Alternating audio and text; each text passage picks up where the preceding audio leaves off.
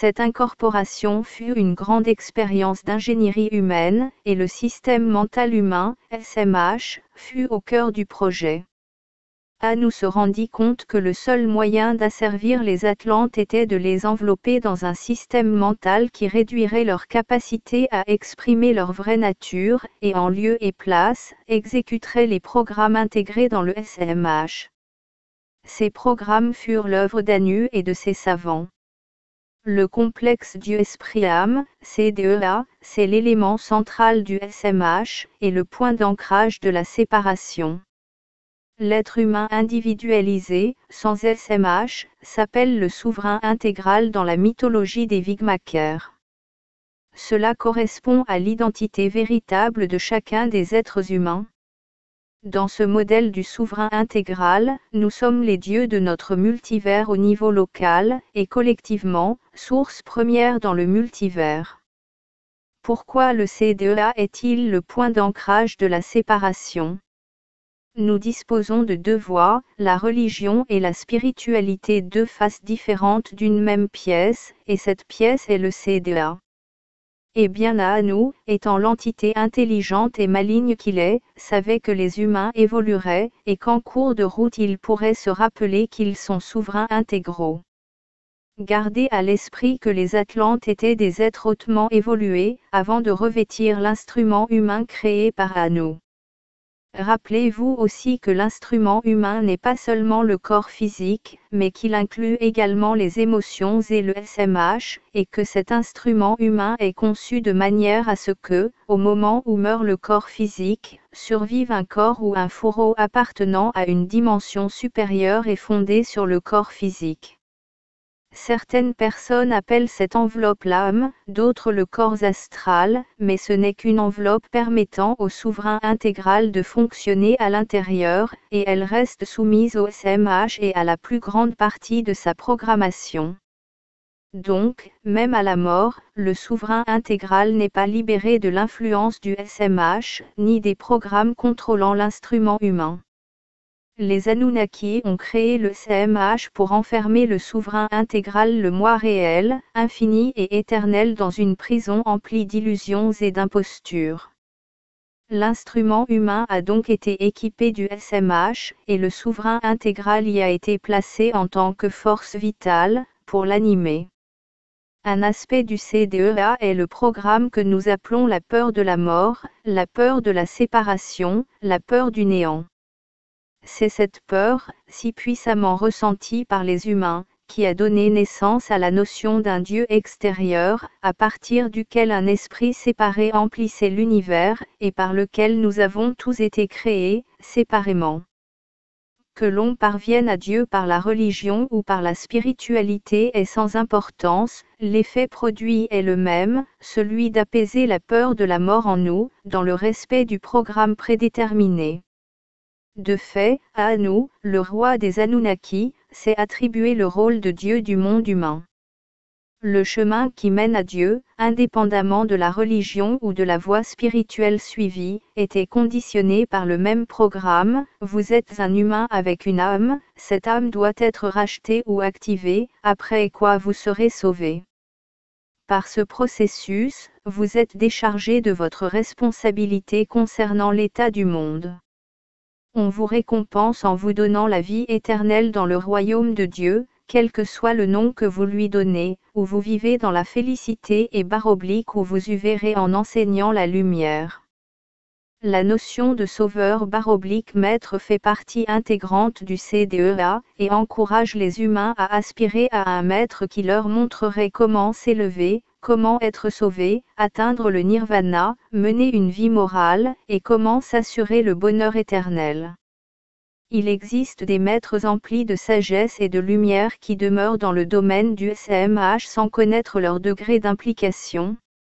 La chose est si puissamment subtile que, même lorsque vous pensez vous être totalement réalisé, vous restez prisonnier du SMH. C'est immense à ce point, spécialement en comparaison du monde matériel. Les sauveurs peuvent se révéler sous différentes formes, dont celle du retour du Christ, ou celle d'un Dieu vengeur, de la terre, des esprits de la nature, d'armées d'anges, d'une prophétie, et celle de forces extraterrestres qui intercéderont au nom de l'humanité. Chacun d'entre nous est son propre et son seul sauveur, le seul maître qui puisse réellement créer un sursaut en nous-mêmes, nous faire débrancher les systèmes de blocage et nous éveiller à la conscience du souverain intégral. Telle est la voie qui mène à la libération et elle sera traitée dans les réponses suivantes. Le CDEA est essentiellement un aspect du SMH qui perpétue la séparation. De même que des langues différentes séparent les gens, de même des religions et des voies spirituelles différentes séparent la famille humaine et rendent l'espèce plus facile à contrôler et à pacifier au moyen du CDA. Dérivation du réseau d'implants liés à la peur de la mort, DRIPEM, comme le suggère son long titre, la DRIPEM correspond à la descente dans le mode humain et aux liens qui rattachent au monde matériel. Dans la région du plexus solaire de l'instrument humain se trouve le module DRIPEM du SMH. Cela devient un peu compliqué parce qu'il nous faut considérer le SMH comme le réseau maître, avec des nudes ou des implants qui se branchent dessus. L'un d'entre eux est le DRIPEM, et bien qu'il soit ancré dans le plexus solaire, c'est un réseau complexe qui se développe de façon exponentielle vers le haut, dans le cœur, le cou et la région de la tête. C'est une structure éthérique qui collecte, absorbe et répartit la peur, l'angoisse, le stress et l'agitation. Alors que la peur de l'avenir domine ce module au niveau de la programmation, nous s'est évertué à le relier à la peur primale de la mort et du néant. La DRIPEM cause une grande partie du dysfonctionnement présent dans la famille humaine au niveau de ses déficiences comportementales.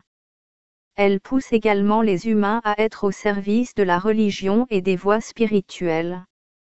Le système de polarité, PS, c'est un nœud secondaire de la DRIPEM conçu pour engendrer des polarités dans le SMH et créer ainsi des frictions entre les polarités, provoquant en conséquence discorde et désaccord. Si vous existez dans le SMH, et c'est le cas, alors vous existez au niveau de la polarité. C'est aussi simple que cela. La polarité, c'est ce qui active et alimente le SMH. C'est l'aliment du SMH parce que lorsqu'il est polarisé, l'instrument humain se noie dans la séparation, et le SMH a été précisément conçu pour cela. Le système de manipulation génétique, SMG, ce système était le résultat du travail de différentes races interdimensionnelles cherchant à créer un instrument adapté permettant d'accéder au monde physique. Ce fut nous qui voulut en particulier, non seulement avoir accès au monde physique afin d'en exploiter les ressources, mais y parvenir en supprimant les êtres infinis qui actionneraient les instruments humains, de manière à obtenir l'équivalent d'esclaves de bonne volonté. Oui, des êtres infinis peuvent être réduits à des êtres finis quand ils sont assujettis au SMH.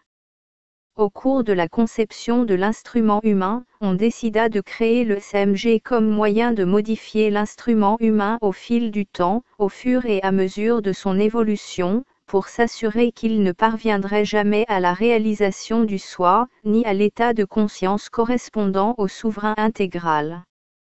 Les états de Satori, Nirvana, conscience cosmique, illumination et extase étaient autant de noms différents pour des états altérés inclus dans le CDEA, qui appartenaient encore au domaine du SMH, mais il s'agissait là de points de passage qui déclenchaient l'intervention du SMG.